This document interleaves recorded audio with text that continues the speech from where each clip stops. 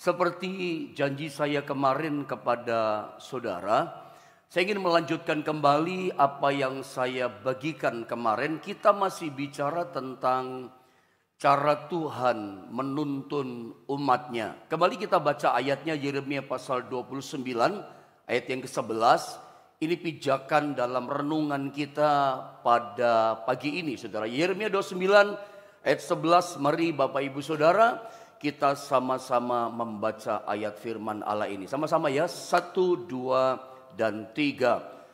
Sebab aku ini mengetahui rancangan-rancangan apa yang ada padaku mengenai kamu. Demikianlah firman Tuhan, yaitu rancangan damai sejahtera dan bukan rancangan kecelakaan, untuk memberikan kepadamu hari depan yang penuh harapan. Puji Tuhan.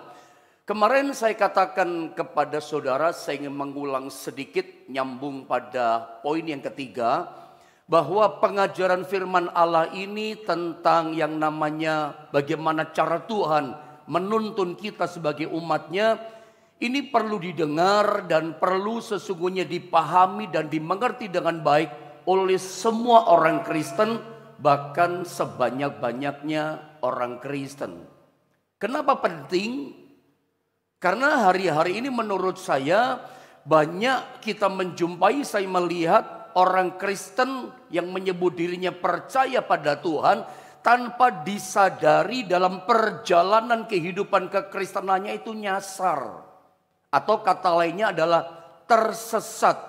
Kenapa tersesat? Karena gini saudara, adalah hal yang sangat menyedihkan menurut saya kalau kita sebagai umat Allah yang percaya kepada Tuhan, gini loh, kita mempercayai Yeremia 29 ayat 11. Kita percaya bahwa rencana Allah buat kita itu rencana yang sangat besar, iya kan? Rencana Allah buat kita itu indah, damai sejahtera buat kita. Rancangan Allah buat kita adalah hari depan yang penuh dengan harapan, bukan rencana kecelakaan. Tetapi yang terjadi adalah begini, kita nggak ngalami rencana itu. Kita percaya rencananya itu bukan kecelakaan, saya katakan kemarin.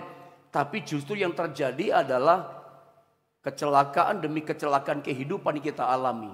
Kecelakaan di sini maksudnya adalah kecelakaan kehidupan, bukan kecelakaan kendaraan bermotor. Gagal mengambil keputusan, gagal membangun rumah tangga, gagal dalam membangun bisnis, ekonomi, keuangan. Justru yang kita alami dalam perjalanan kehidupan kita adalah kegagalan demi kegagalan. Ambil keputusan, gagal juga. Itu kecelakaan kehidupan, saudara.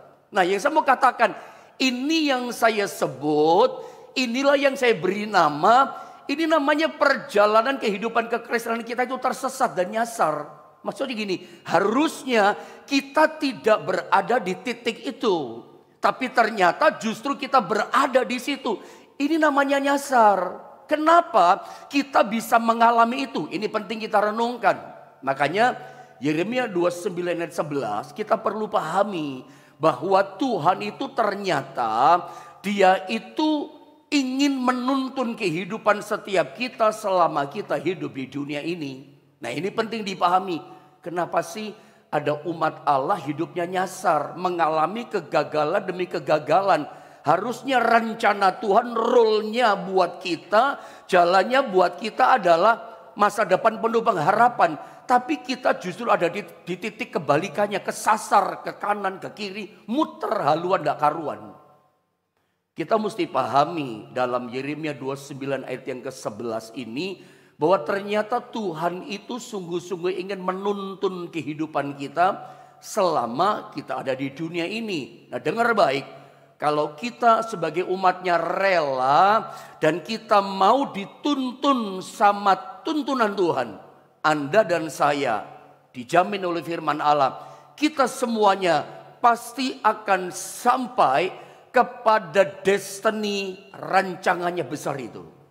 Nah, saya tunjukkan kemarin bagaimana caranya Tuhan menuntun kehidupan kita. Yang pertama, Dia tuntun kita lewat sebuah keadaan, lewat sebuah situasi kondisi yang kita alami. Dan seringkali ini kita nggak sadar ini bentuk tuntunan Tuhan. Kita pikir kebetulan gitu. Saya kemarin kasih contoh tentang Yusuf dan Maria. Hamil tua. Ada sensus penduduk, ternyata itu rencana Tuhan. Kalau ditanya, apakah saat itu Yusuf sama Maria menyadari, mengerti itu tuntunan Tuhan? Pasti nggak sadar. Karena seringkali kita berpikir, oh Tuhan menuntun kita itu pasti nyaman, pasti enak, jalan tol, nggak ada masalah, jalan bertabur bunga, langit bertabur biru cerah. Nggak selalu begitu. Anda tahu kisah tentang Yusuf anak Yakub dalam perjanjian lama? Dibuang dalam sumur, jadi budak di Mesir, sampai jadi narapidana masuk dalam penjara, saudara. Bukankah itu kalau kita pelajari semuanya itu ternyata adalah kendaraannya Tuhan untuk menuntun kehidupan Yusuf? Semuanya nggak enak loh. Semuanya batu karang yang keras. Seperti nggak ada manisnya, nggak ada baiknya. Tapi ternyata kalau kita telusuri itu pun ternyata bentuk tuntunan Tuhan. Buat siapa? Buat masa depan seorang bernama Yusuf. Jadi hari ini jangan marah dulu gitu loh. Jangan ngomel, jangan bersungut-sungut. Kalau toh hari ini Anda sedang dibawa dalam situasi kondisi keadaan hidup yang ada masalah. Harusnya Anda berdiam diri dulu. Berdoalah kepada Tuhan. Tanya sama Tuhan. Tetap hatimu melekat kepada Tuhan. Karena jangan-jangan ini adalah satu kebetulan yang kudus bahasa Anda. Bahwa ternyata ini bagian dari rancangan Allah. Sedang menuntun kita dalam rencana yang damai sejahtera dan penuh harapan. Jangan yang dilihat terbatas yang di depan mata. Seringkali kita nggak sadar lepas ini dari pengawasan mata iman rohani kita. Kita pikir ini wah saya mau hancur. Tetap percaya pada Tuhan. Karena ternyata yang nomor satu pertama Tuhan menuntun kita lewat apa? Lewat situasi kondisi keadaan yang kita hadapi. Yang kedua itu lewat firman Allah. Firman Allah itu ternyata adalah prinsip-prinsipnya Tuhan. Firman Allah itu adalah ketetapan-ketetapan peraturannya Tuhan. Setiap kali kita ikuti petunjuk Tuhan lewat perintahnya, ketetapannya, kita hidupi di situ, kita taati di situ. Itu tuntunan Tuhan, itu jalan Tuhan untuk kita nyampe pada destiny besar, rancangan yang damai sejahtera penuh harapan. Jadi kalau datang firman sama kita, itu prinsipnya Tuhan. Itu ketetapannya Tuhan, ikuti. Dan kemarin saya katakan tidak cukup hanya yang pertama saja tuntunan Tuhan. Tidak cukup hanya yang kedua saja ikuti prinsip ketetapan Tuhan. Jangan diartikan oh pendeta berarti firman Allah gak sempurna. Bukan itu loh. Saya ingin Anda taat pada prinsipnya Tuhan. Ajaran-ajaran firman Allah. Larangannya hindari. Apa yang dia perintahkan lakukan. Sebab itu ternyata semua adalah tuntunan Tuhan untuk mencapai semua gambaran besar rancangan Allah buat kita. Nah, kalau kita misalnya berjalan di satu tempat yang asing. Di depan jalan sana kita nggak tahu. Menuju ke sebuah kota, di depan sana kita nggak ngerti. Ini jalannya lurus kah atau belok kanan, belok kiri, buta kita nggak tahu. Kalau kita terus aja bisa kesasar, makin jauh makin kesasar. Makanya seringkali kita zaman kekinian sekarang kita mengandalkan yang namanya Google Maps. Nah lihat ya, Google Maps itu bukan cuma petunjuk tulisan, peta itu lurus kanan. Tapi ada suara yang memandu. 100 meter ke depan belok kanan atau 200 meter ke depan belok kiri. Atau jangan-jangan gini, U-turn putar balik ke kanan. Ada suara yang menuntun. Nah ini maksud saya nggak berkata yang kedua firman Allah nggak sempurna. Tetapi ada yang namanya suara Tuhan itu menuntun kita. Kita langsung lihat yang ketiga saudara ya. Lihat yang ketiga. Yang ketiga itu ternyata Tuhan menuntun umatnya itu melalui tuntunan yang namanya suara Tuhan. Kita kembali 1 Samuel pasal 3 ayat yang ke-1. Coba sama-sama Bapak Ibu Saudara, sama-sama kita baca ayat ini sekali lagi ya. 1 Samuel pasal 3 ayatnya yang pertama. Sama-sama kita baca. 2, 3.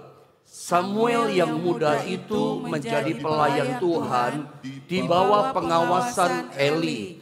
Pada masa itu firman Tuhan jarang, penglihatan-penglihatan pun tidak sering. Ayat ini jelas mengatakan, ini penting yang saya katakan, Samuel pada waktu itu masih sangat muda, masih remaja. Dari anak-anak bertumbuh sebelum jadi seorang muda, namanya remaja, pemuda remaja lah begitu. Dan masa itu di mana Samuel masih muda remaja, dikatakan firman Tuhan jarang. Kemarin saya sempat katakan sama saudara, ini ada sesuatu yang janggal, ini ada yang aneh. Kalimat yang mengatakan pada masa itu firman Tuhan jarang, kok aneh sih? Kan di masa Imam Eli dan Samuel yang masih remaja muda itu, hukum Taurat sudah ada. Taurat Musa secara tertulis sudah tersedia, sudah turun, sudah ada. Diberikan Tuhan lewat Nabi Musa. Sudah ada firman Allah secara tertulis. Tetapi kenapa menarik Alkitab katakan pada masa itu firman Tuhan jarang. Apa yang dimaksud dengan firman Tuhan jarang? Ternyata ketika saya temukan dalam terjemahan bahasa Indonesia sehari-hari BIS dikatakan sementara itu yang Samuel yang masih anak-anak. Jadi ternyata Samuel yang masih muda dikatakan itu masih anak-anak, ya masih remaja lah. Dari anak sekolah minggu menuju remaja, anak-anak masih belum dewasa. Melayani Tuhan di bawah pengawasan mentoring Imam Eli.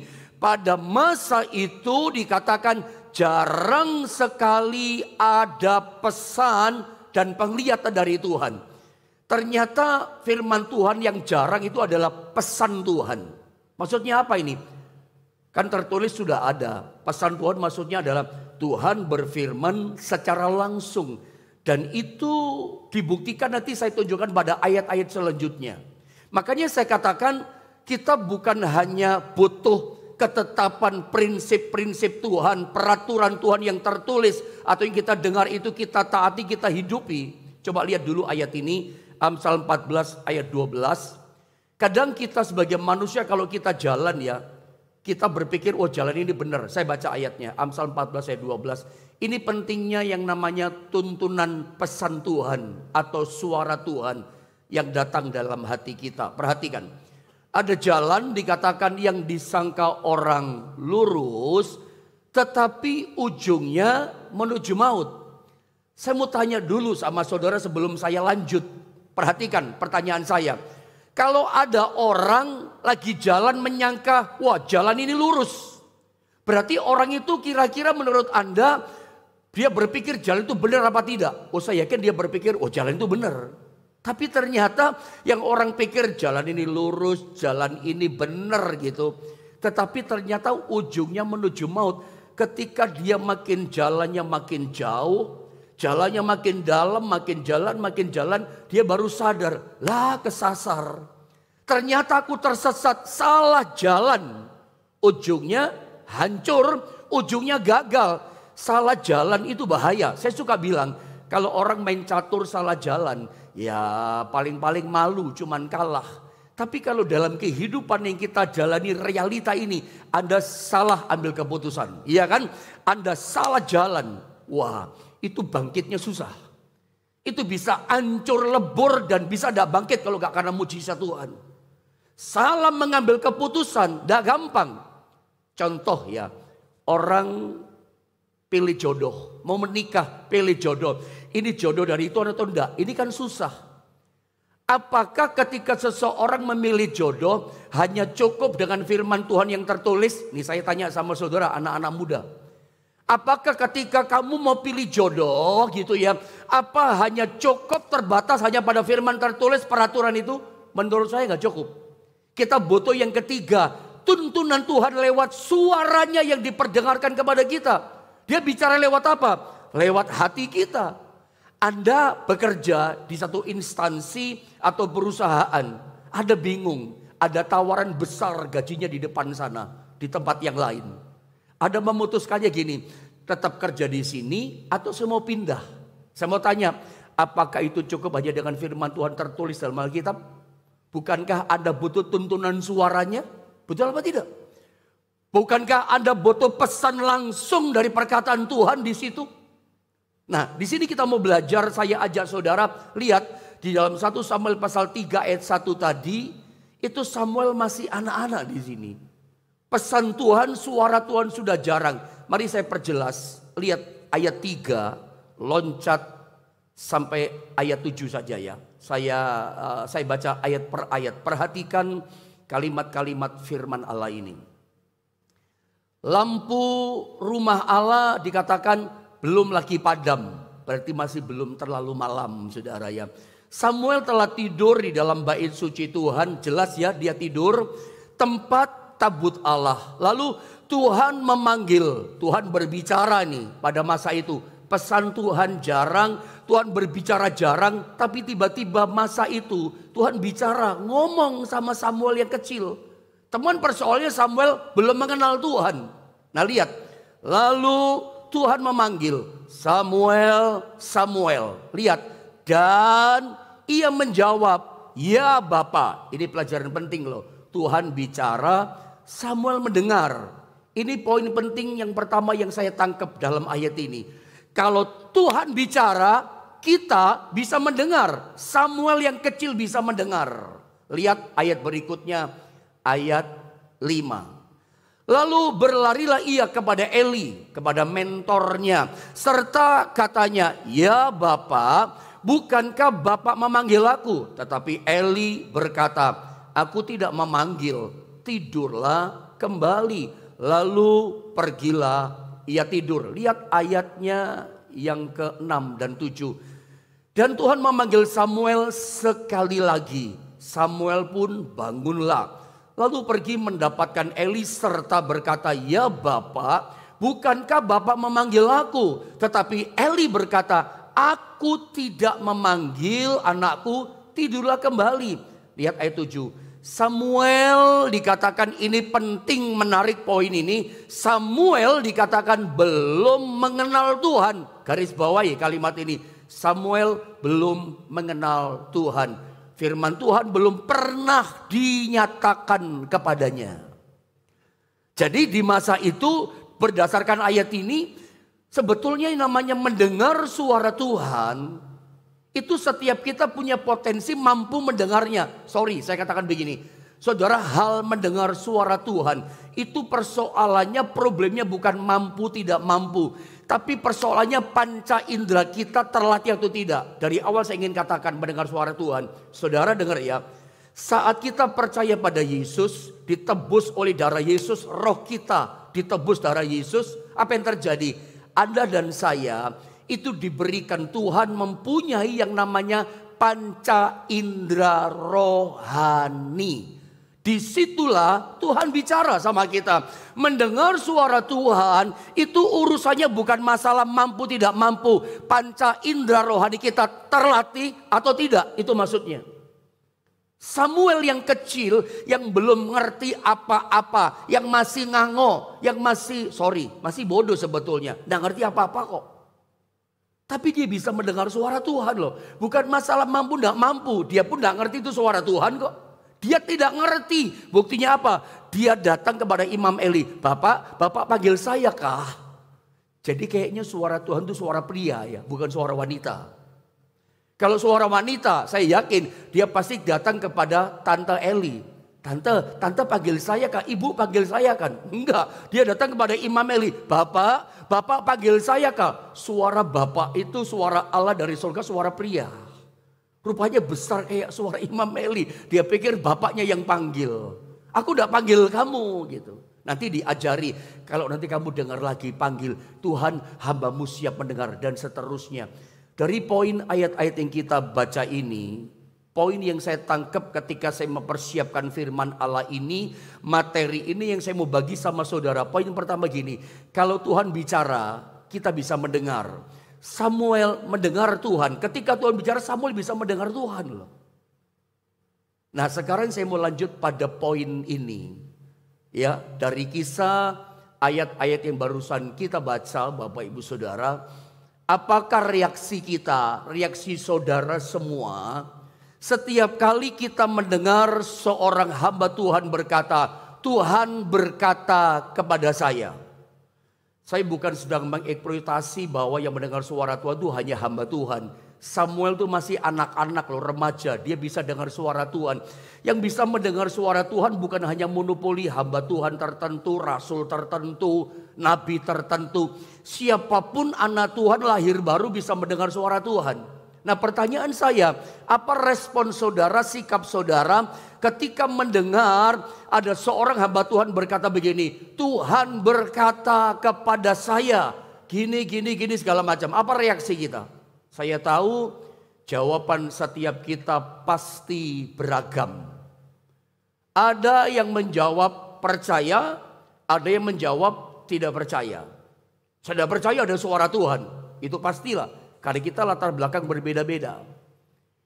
Ada yang antusias percaya, ada yang antipati sama sekali. Saya nggak mau, alergi dengar suara Tuhan. Nggak ada itu zaman sekarang. Iya kan? Jadi macam-macam tanggapannya. Ada orang yang Kristen yang percaya pada Tuhan yang baru telan bulat-bulat suara Tuhan. Tapi ada yang tolak mentah-mentah. Nggak ada suara Tuhan. Singkatnya begini, beragam. Bukan cuma beragam, terpecah menjadi dua.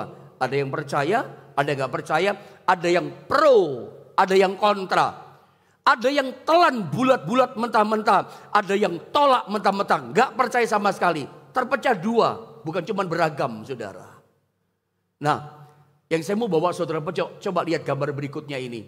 Mendengar suara Tuhan bukanlah monopoli para hamba Tuhan dan para nabi. Nah, ini penting untuk kita renungkan. Jadi kalau ada di antara saudara, berdasarkan apa yang dijelaskan pelan-pelan sama saudara, ingat loh, mendengar suara Tuhan bukan masalah mampu tidak mampu, terlatih nggak panca indera rohani kita. Semua kita punya panca indera rohani. Saya cuma memberitahu sama saudara, setiap kita pun punya yang namanya potensi itu. Nah, kalau kita perhatikan, saya tunjukkan satu ayat ya, Kejadian pasal 3, ayat 8 dan 9. Coba Anda lihat gambar ini dulu. Pernahkah kita menyadari bahwa kerinduan hati Tuhan yang paling dalam, yang terdalam adalah berkomunikasi dengan anak-anaknya? Coba Anda tolong pahami ini baik-baik, saudara ya. Pernahkah kita menyadari bahwa ternyata kerinduan hati Tuhan yang dalam itu adalah ngomong sama kita, komunikasi sama kita, bicara sama kita, menyampaikan isi pikirannya, menyampaikan isi hatinya. Hati Tuhan yang terdalam rindu menyampaikan isi hati, ini loh rencanaku buat kamu. Apakah Anda menyadari bahwa Tuhan rindu menuntun setiap kita? Contohnya Kejadian pasal 3, 8 dan 9. Saya baca sedikit ini ayat, 2 ayat. Ketika mereka mendengar bunyi langkah Tuhan Allah yang berjalan-jalan dalam taman itu, pada waktu hari sejuk, bersembunyilah manusia dan istrinya itu terhadap Tuhan Allah di antara pohon-pohonan dalam taman. Tetapi Tuhan Allah dikatakan memanggil manusia itu dan berfirman kepadanya, di manakah engkau? Tahukah saudara, pada saat itu yang namanya Adam dan Hawa jatuh dalam dosa. Sudah jatuh dalam dosa, Tuhan masih datang berkomunikasi, bicara, memanggil. Adam, di manakah engkau? Sudah berdosa. Adam sudah pernah mendengar suara itu. Dia berkata, aku sembunyi karena aku takut, aku telanjang. Saya cuma mau katakan, mengangkat dari ayat ini begini loh. Tuhan tuh rindu berkomunikasi dengan kita. Rindu, coba lihat gambar ini berikutnya supaya cepat. Saya bawa saudara pada poin yang penting ini. Sebetulnya apa yang menjadi dasar saat kita mendengar suara Tuhan, dasarnya itu apa gitu. Bukankah ini penting? Saudara yang kontra, jika ada saudara yang berkata, mentah-mentah hati-hati, tidak ada suara Tuhan. Dengarkan dulu. Ya, dengarkan dulu. Atau saudara yang percaya mendengar suara Tuhan, perhatikan baik-baik. Ini dasarnya kita bisa mendengar suara Tuhan. Dasarnya apa? Nomor 1, lihat. kehadiran pribadi Roh Kudus dalam diri kita orang percaya. Saya mau tanya, apakah saudara percaya Roh Kudus itu hadir ada dalam kehidupan kita? Oh, ini penting. 1 Korintus 3 ayat 16 itu menyatakan kepada kita, tidak tahukah kamu bahwa tubuhmu adalah bait Allah dan dikatakan apa? Roh Allah itu diam di dalam kamu. Nah, ini dimunculkan ayatnya, tolong saya baca ya. Terima kasih multimedia. Lihat ayat ini. Ayat ini jelas. Ini firman Allah. Ini firman Allah. Lihat. Tidak tahukah kamu, atau sama-sama kita baca supaya terbuka mata iman kita. Ayo jemaat sama-sama kita baca. 2 dan 3. Tidak tahukah kamu bahwa kamu adalah bait Allah dan bahwa Roh Allah diam di dalam kamu. Siapakah Roh Allah? Roh Allah adalah pribadi Allah sendiri yang ketiga. Pribadi Allah sendiri. Saya tidak ingin Anda terpengaruh dengan semua ajaran, isu-isu ajaran yang sedang berkembang hari-hari ini. Tugas saya sebagai hamba Tuhan, saya mesti menyuarakan ini. Saya tidak ingin generasi setelah saya, anak-anak muda, tersesat dengan ajaran yang macam-macam. Bapa, Yesus anak Allah dan Roh Kudus itu pribadi yang setara dalam kealahannya. Tidak boleh orang berkata Allah derajatnya lebih tinggi daripada anak Allah Yesus. Anak Allah derajat lebih tinggi daripada Roh Kudus. Hari ini pengajaran itu berkembang. Tetapi tetap saya ingin ajarkan sama saudara, jangan ada generasi berikutnya yang disesatkan dengan ini. Allah Tritunggal, Allah derajatnya sama. Kalau hari ini berkembang, pribadi Bapa itu derajatnya lebih tinggi daripada anak Allah Yesus. Seolah-olah Yesus jadi anak Allah itu diciptakan, dijadikan sama Bapa. Enggak seperti itu. Intinya seperti itu. Saya enggak bicara panjang lebar. Tapi tugas saya mesti menyuarakan suara ini. Supaya jangan ada generasi berikutnya yang disesatkan. Tapi perhatikan dari 1 Korintus pasal 3 ayat yang ke-16. Dengar baik saudara ya. Bahwa Roh Kudus itu pribadi Allah sendiri yang setara dengan Bapa dan anak Allah. Itu tinggal dalam hidup kita. Makanya poin 1 dasar kemampuan kita bisa mendengar suara Allah dasarnya ini. Karena ada Roh Kudus berdiam dalam diri orang percaya dalam diri kita. Roh Kudus Allah dalam diri kita itu bukan bisu. Dia hidup, dia bisa ngomong. Karena dia hidup, dia bisa bicara. Bicaranya di mana? Dalam panca indera rohani kita, roh kita yang sudah dibaharui mengalami kelahiran baru.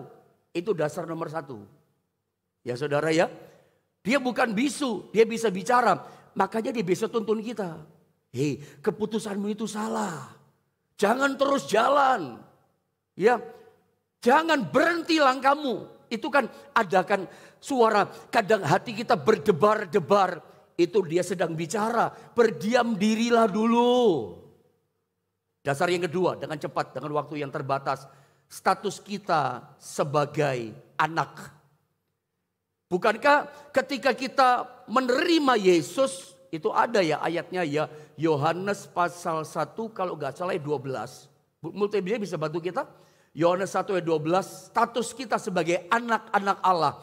Ya, saya cek dulu, ya betul. Yohanes 1 ayat 12, saya baca dengan cepat ya. Dikatakan begini, ini status kita. Tetapi semua orang yang menerimanya dikatakan diberinya kuasa. Dikasih kuasa loh kita. Saat kita percaya menerima Yesus sebagai Tuhan dan Juru Selamat, diberi kuasa apa? Supaya menjadi anak-anak Allah. Ya. Kalau Yesus itu memang anak Allah, bukan diangkat jadi anak Allah. Ya, makanya ada pengajaran mengatakan derajatnya di bawah Bapa. Memang Yesus diangkat, dia bukan diangkat jadi anak Allah. Dia itu anak Allah, saudara ya. Kita harus tidak boleh goyah. Yesus itu anak Allah. Petrus saja mengakui itu. Engkau Mesias, anak Allah yang hidup. Dia anak Allah, bukan diangkat jadi anak Allah. Jangan mau disesatkan. Nah, saya mau katakan di sini, kita karena percaya kepada Yesus, menerima darah penebusannya, kita dikasih kuasa. Kuasa apa? Menjadi anak-anak Allah, yaitu mereka yang percaya dalam namanya. Dikasih kuasa. Jadi ingat, ini status kita. Apa pendeta status kita? Status kita itu anak-anak Allah. Jadi dasar kemampuan kita mendengar suara Allah, itu bukan cuma rasul, bukan cuma nabi, bukan hamba Tuhan tertentu, orang tertentu. Ini bicara bukan masalah mampu tidak mampu. Panca indera kita terlatih atau tidak. Dasarnya sederhana. Karena ada Roh Kudus kok diam di dalam diri kita. Roh itu hidup, Allah itu hidup dalam diri kita. Dia tidak bisu. Dia ingin menyatakan rencananya. Dia ingin bicara komunikasi sama kita. Dan yang kedua, karena kita itu anak dan dia bapak kita. Jelas saudara ya. Namanya bapak, ya pasti bicara sama anak dong. Kita anak-anak Allah, dia bapak kita gitu. Nah sekarang dengan cepat, 5 menit terakhir, bagaimanakah mendengar suara Tuhan? Lihat Ibrani 5, ini salah ayatnya, ayat 14. Ibrani 5 ayat 14. Saya baca saudara ya. Saya tertarik diberkati dengan kata ini. Tetapi makanan keras adalah untuk orang-orang dewasa. Nah ini luar biasa kalimat ini. Yang karena orang dewasa rohani yang udah lahir baru. Yang karena mempunyai panca indera yang terlatih untuk membedakan. Bilang sama-sama saya, untuk membedakan. Membedakan apa? Yang baik daripada yang jahat. Bisa membedakan, ini suara Tuhan yang baik, ini suara setan.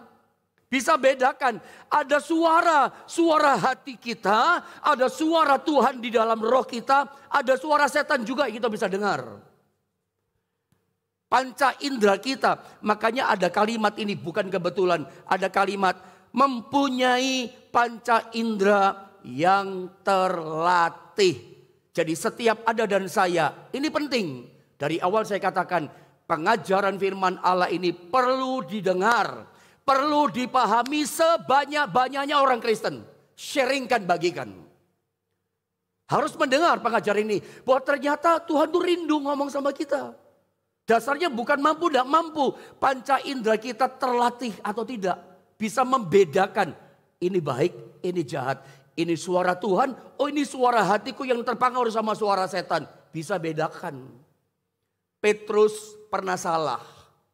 Coba baca ayat ini sebentar saudara ya. Lalu selesai saudara ya.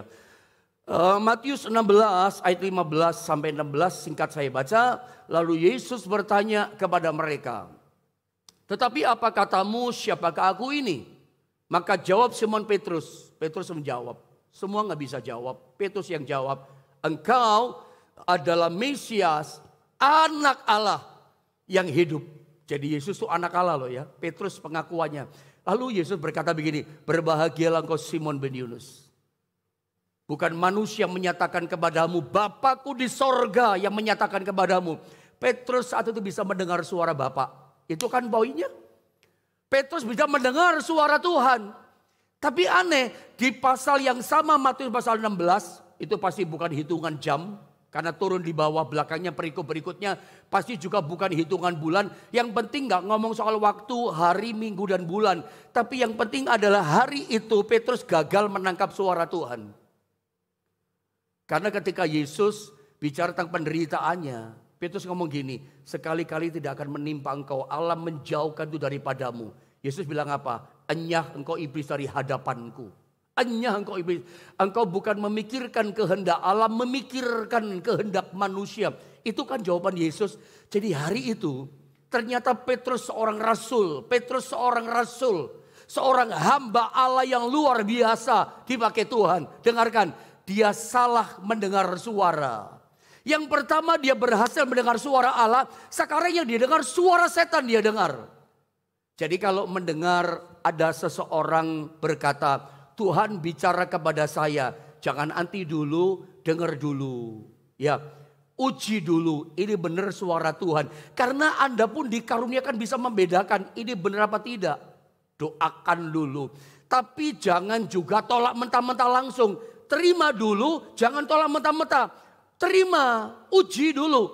Semua yang disampaikan uji, kenapa? Hamba Tuhan sekali berpetrus saja, salah juga dia mendengar. Jadi jangan pernah memuja hamba Tuhan. Itu maksud saya. Jangan Anda mengkultuskan, mendewa-dewakan. Wow, ini hamba Tuhan dipakai nubuatan, dipakai mendengarkan suara Tuhan. Firman Allah yang diajarkan, dikhotbahkan, ini pun suara Tuhan loh saudara. Ini pun bisa bentuk nubuatan firman Allah buat kita, tuntunan buat kita. Tapi kita tidak boleh mengkultuskan, mendewa-dewakan siapapun hamba Tuhan. Hamba Tuhan bisa salah mendengar. Petrus pun bisa salah. Suara setan yang didengar campur sama suara hatinya. Jadi yang penting hari ini Tuhan menuntun kita dengan 3 hal. Selesai saudara ya. Yang pertama lewat situasi keadaan kita. Yang kedua lewat firman Tuhan yang tertulis yang kita baca, yang kita dengar saat ini. Yang ketiga lewat suaranya Tuhan langsung ngomong sama di dalam hati kita. Nah saya berdoa dengan 3 macam tuntunan Tuhan ini lengkap, Anda sudah bisa menangkap ini pesan Tuhan.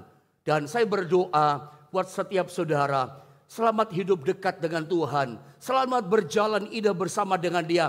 Dan selamat Anda berlatih panca indera rohani saudara untuk mendengar suara Tuhan. Sampai setiap kita, Anda dan saya dengan jelas bisa mendengar tuntunan suara Tuhan. Mari kita akan sama-sama berdoa. Kita naikkan pujian yang terakhir tadi saudara ya.